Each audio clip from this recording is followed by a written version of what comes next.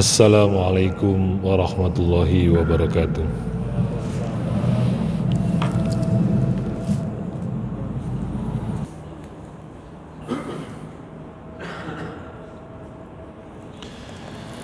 Alhamdulillah.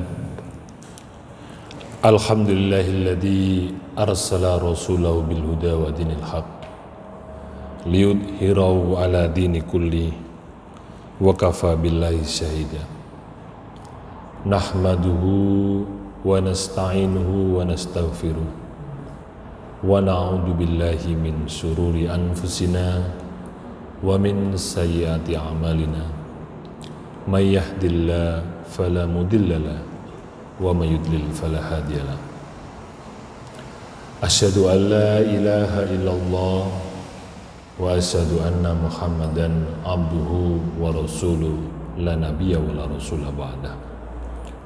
Qala Allah Ta'ala fi kitabihil karim, a'udzu billahi minasy syaithanir rajim. Bismillahirrahmanirrahim. Ya ayyuhalladzina amanu taqullaha haqqa tuqatih wa la tamutunna illa wa antum muslimun. Wa qala aidan ittaqu ma haitsu yuhibbukumullah wa antaj'alu kharajan aw sa'alan kharajan. Ma'asyiral muslimin rahimani wa rahimakumullah. Puji syukur kehadirat Allah Subhanahu wa taala yang mana hingga pada hari ke-28 Ramadan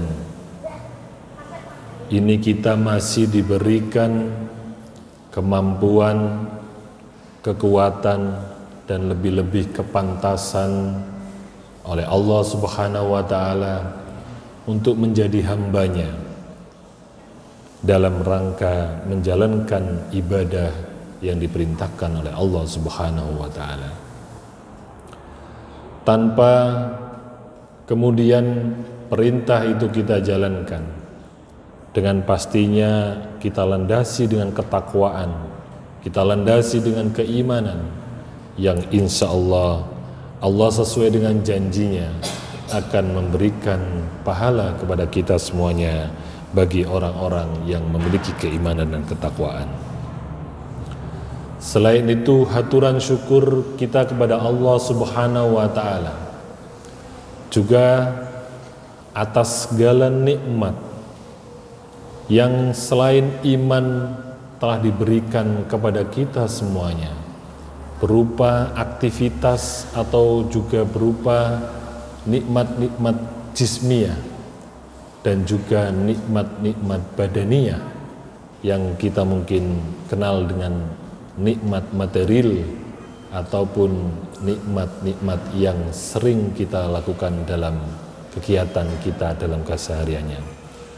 Namun perlu diingat bahwa nikmat itu tidak akan memberikan satu manfaat atau faedah bagi manusia apabila nikmat tersebut tidak diimbangi dengan nikmat yang Allah berikan, yakni nikmat iman dan nikmat Islam.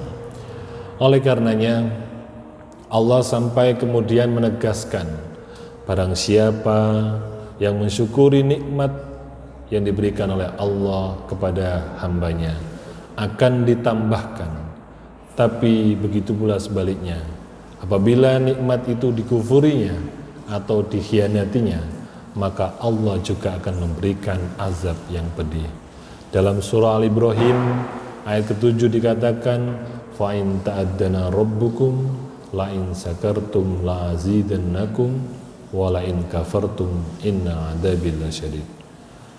Apabila kemudian Allah memberikan bersyukur atau kalian bersyukur atas nikmat Allah, maka Allah akan menambah nikmat itu. Dan apabila kalian mengkufurinya, maka sesungguhnya azab Allah sungguh sangat pedih. Nikmat iman yang dihidayahkan kepada kita bukanlah nikmat yang sepele, bukanlah nikmat yang sederhana. Karena mari bisa kita ukur dan kita lihat di sekitaran kita. Banyak di luar sana, saudara-saudara kita, manusia-manusia lain, punya nikmat jasadia, punya nikmat material, tapi tidak punya nikmat iman. Untuk apa kekayaan mereka? Untuk apa kesehatan mereka? Untuk apa kemudian kelonggaran waktu yang mereka gunakan? Tidak kemudian dalam rangka digunakan untuk bertakarrub kepada Allah. Na'udzubillah, summa na'udzubillah.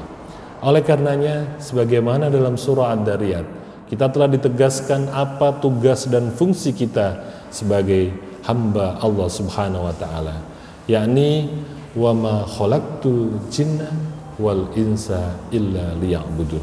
Seluruh aktivitas dan kegiatan nikmat yang diberikan oleh Allah kepada kita semuanya seharusnya dan senantiasa seluruhnya adalah dalam rangka kita bertakarrub kepada Allah melalui serangkaian ibadah, melalui serangkaian kegiatan aktivitas-aktivitas yang kemudian mendekatkan dan dapat mendekatkan diri kita kepada Allah Subhanahu wa taala. Ma'asyiral muslimin, jamaah Jum'ah rahimani wa rahimakumullah. Oleh karenanya banyak orang di luar sana, dan semoga bukanlah kita, adalah orang-orang yang merugi karena sesungguhnya mereka tidak memperhatikan nikmat yang diberikan kepada mereka, nikmat yang diamanahkan kepada mereka. Padahal Allah jelas, dan insya Allah kita semuanya yang hadir pada hari ini, pada kesempatan kali ini, semuanya sudah menghafalnya. Dalam surah Al-Asr dikatakan, wal asri innal insana lafi khusrin illal ladina amanu wa amilus solihati wa tawasaw bil haqqi wa tawasaw bis sabr.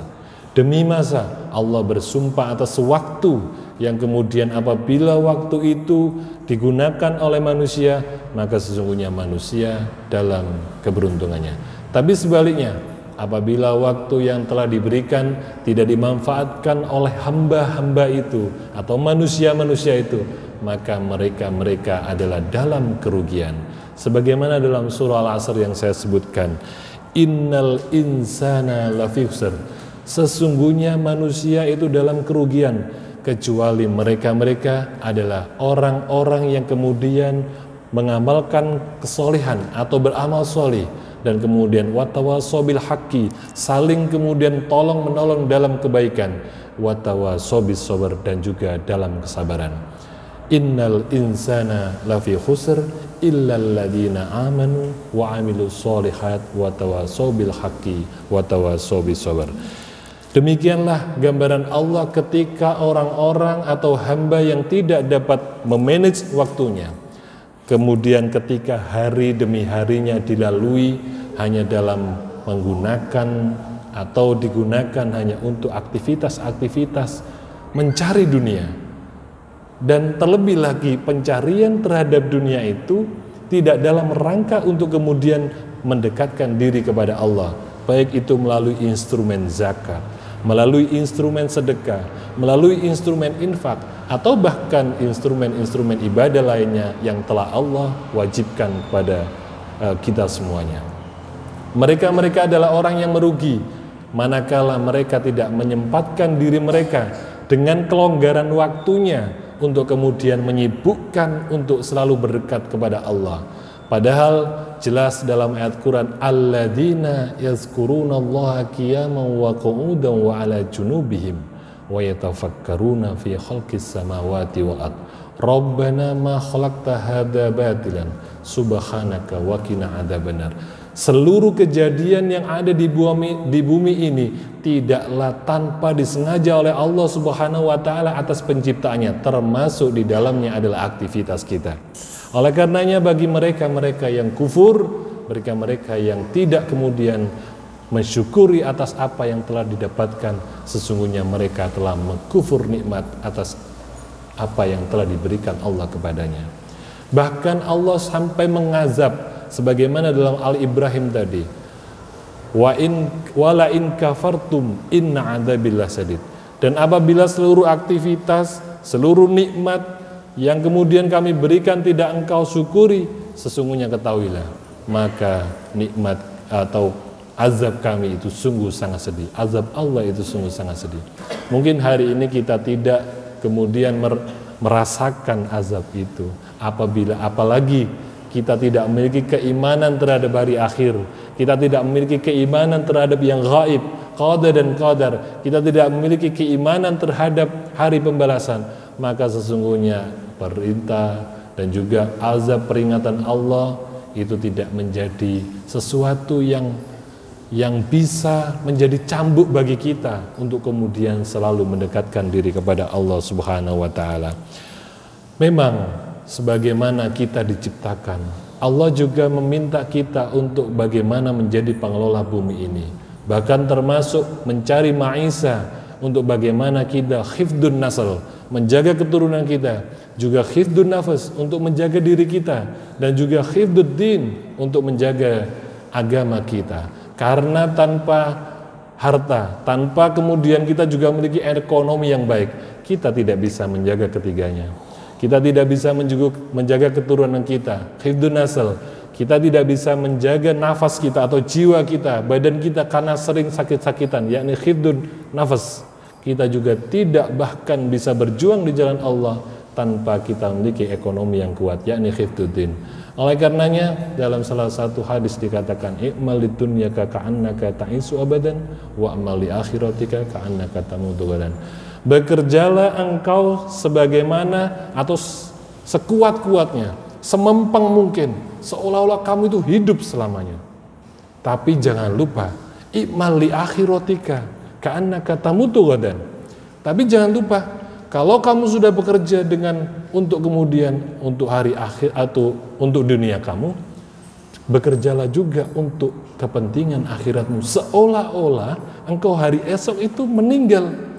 Coba Anda bayangkan hari ini, ketika hari ini kita duduk di sini untuk berjamaah Jumat, namun kemudian Allah mencabut kita apa yang sudah kita perbuat dan apa yang sudah kita laksanakan untuk menjalankan perintah Allah Subhanahu wa taala. Pernahkah kita membayangkan habis ini terus kemudian kita dipanggil oleh Allah Subhanahu wa taala dan kita tidak memiliki sesuatu hal yang bisa kita bertanggungjawabkan di hadapannya? Apa yang kita tinggalkan kemudian apakah sudah kemudian sesuai dengan syariat dalam rangka mendapatkannya? Atau apa yang sudah kita kumpulkan, yang sudah kita agung-agungkan, bahkan itu juga jabatan sosial, apakah sudah kita dapatkan sesuai dengan syariat? Itu yang kemudian ketika hari ini atau ketika itu sudah menjadi satu bagian introspeksi, muhasabah diri kita bahwa i'mal li akhiratika ka'annaka tamutu gadan, maka aktivitas kita, nafas kita, gerak-gerik kita hanyalah untuk Allah Subhanahu wa taala. Maka dalam salah satu konsep pendidikan, olah pikir, olah gerak, dan juga kemudian olah rasa harus senantiasa kemudian selalu diistiqomahkan, ditujukan kepada Allah Subhanahu wa taala. Oleh karenanya dalam salah satu ayat menegaskan mengapa ketika kita mencari kasbun atau mencari harta di dunia ini untuk kemudian tidak berlebih-lebihan, karena sesungguhnya harta yang kita miliki ini hanyalah sifatnya sementara. Kita belum tahu, dan kita mungkin juga sudah mendapatkan pelajaran dari orang-orang yang mendahului kita, seberapa kaya mereka. Namun ketika mereka meninggal, bahkan harta mereka menjadi perebutan. Bahkan harta mereka tidak ada yang mengurusinya. Sudah bangun gedung dan lain sebagainya, tapi tidak memiliki kebermanfaatan. Dalam salah satu surah yang kemudian disebutkan waqulu wasrobu wala tusrifu innahu la yuhibbul musrifin. Carilah makan atau makan dan minumlah kalian, yang kemudian wala tusrifu, namun jangan berlebih-lebihan, innallaha la yuhibbul musrifin. Kalau kaidah pedoman dalam Al-Quran ini kita semuanya memahami, subhanallah, tidak ada yang namanya kesenjangan antara yang kaya semakin kaya, yang miskin semakin miskin. Tidak ada. Karena konsep kesetaraan, konsep equality, konsep equilibrium, yakni konsep keseimbangan antara kekayaan dan juga kemiskinan, itu kemudian telah diberikan oleh Allah nilai-nilainya dalam Al-Quran ini. Kita bersama-sama telah memiliki pedoman Al-Quran ini, namun semoga pedoman yang kita miliki ini tidak hanya sebatas menjadi hiasan. Oleh sebab itu, ada sebuah riwayat yang kemudian menjadi sebuah cerita. Ketika seorang ibu mengemis di depan masjid, ibu ditanya oleh seorang imam, "Wahai ibu, mengapa engkau mengemis di sini setiap hari?"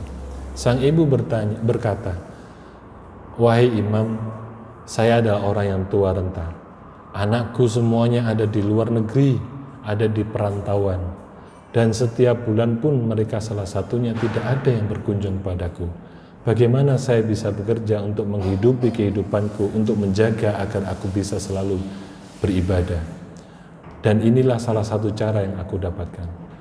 Bukankah anakmu adalah orang yang sukses di luar sana, wahai ibu?" Sang ibu pun menjawab, "Iya, mereka selalu mengirimkan kepadaku hadiah setiap bulannya berupa kertas-kertas berwarna-warni." Sang imam pun terperanjat. Diajaklah seorang ibu itu ke rumahnya. Ternyata apa yang terjadi? Dinding ibu yang di rumah itu semuanya bertempelkan dolar-dolar.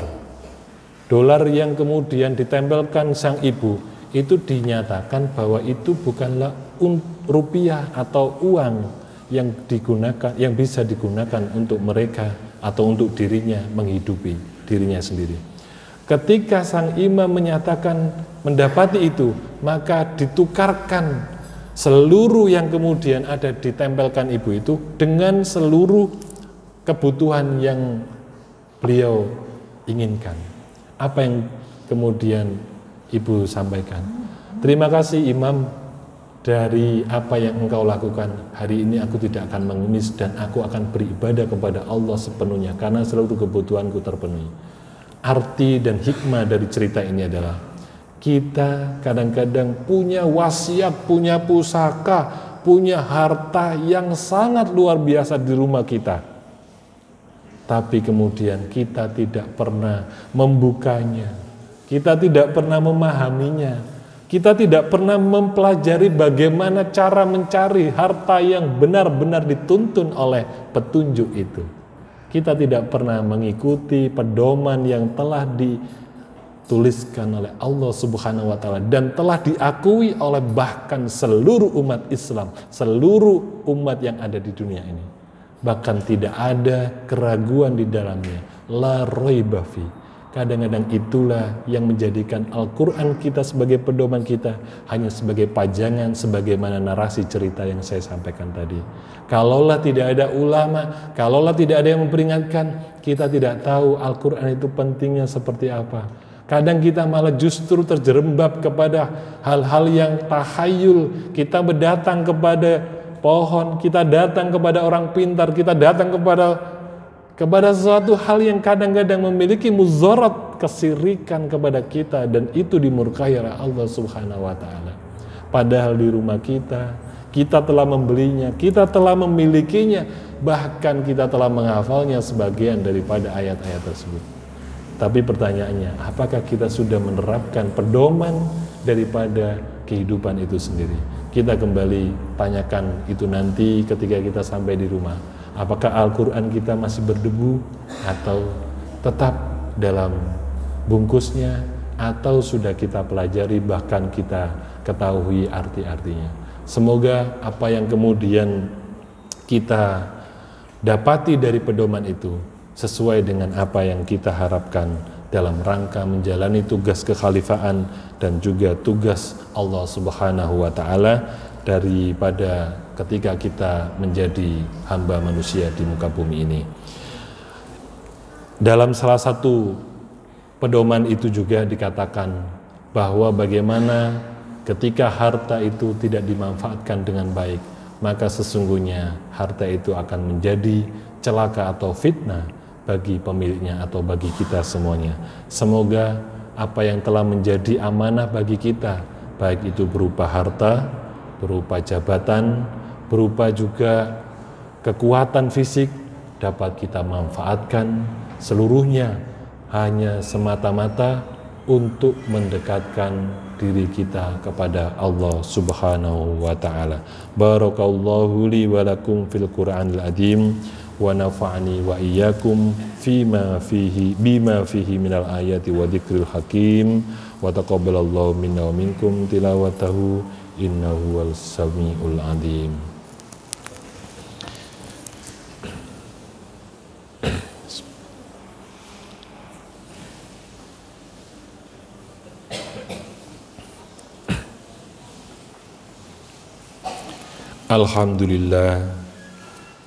Alhamdulillahilladzi ja'alna wa iyyakum ibadihil muttaqin walladzi nazzala al-Qur'anal azim ala qulubil muttaqin. Asyhadu an la ilaha illallah wahdahu la syarikalah wa asyhadu anna Muhammadan abduhu wa rasuluh. Allahumma sholli ala Muhammad wa ala ali Muhammad kama sholaita ala Ibrahim wa ala ali Ibrahim fil alamina innaka Hamidum Majid. Pada khutbah kedua ini saya secara pribadi berwasiat kepada diri saya dan berwasiat kepada jamaah umumnya untuk selalu meningkatkan ketakwaan kita kepada Allah Subhanahu wa taala. Dengan salah satunya adalah menjalankan perintah Allah Subhanahu wa taala dan menjauhi larangannya. Tidak banyak orang di luar sana yang kemudian mendapatkan manfaat nikmat ini karena tidak lupa atau mungkin bahkan karena kelupaan mereka untuk senantiasa menjalankan perintah ini. Padahal kita hidup di dunia ini sangat singkat. Baru kemarin kita mulai Ramadan, hari ini sudah hari ke-28. Mungkin esok atau lusa kita sudah mendapati bahwa Ramadan telah meninggalkan kita. Semoga 1 bulan yang kemudian telah diberikan oleh Allah kepada kita kesempatan untuk menjalankannya menjadi satu pendidikan bagi kita, baik pendidikan jiwa kita, pendidikan sosial kita, dan juga pendidikan ketakwaan kita. Dan yang lebih penting, pesan daripada khutbah pada siang hari ini adalah bahwa dunia tidaklah sesuatu yang akan melekat selamanya kita. Hanyalah ketakwaan yang kemudian dapat kita bawa kepada Allah Subhanahu wa taala. Sebagaimana dalam surah Al-Hujurat dikatakan, sebagaimana hadis Nabi Muhammad SAW, innallaha la yanduru ila suwarikum wa amwalikum walakin yandurullaha ila qulubikum.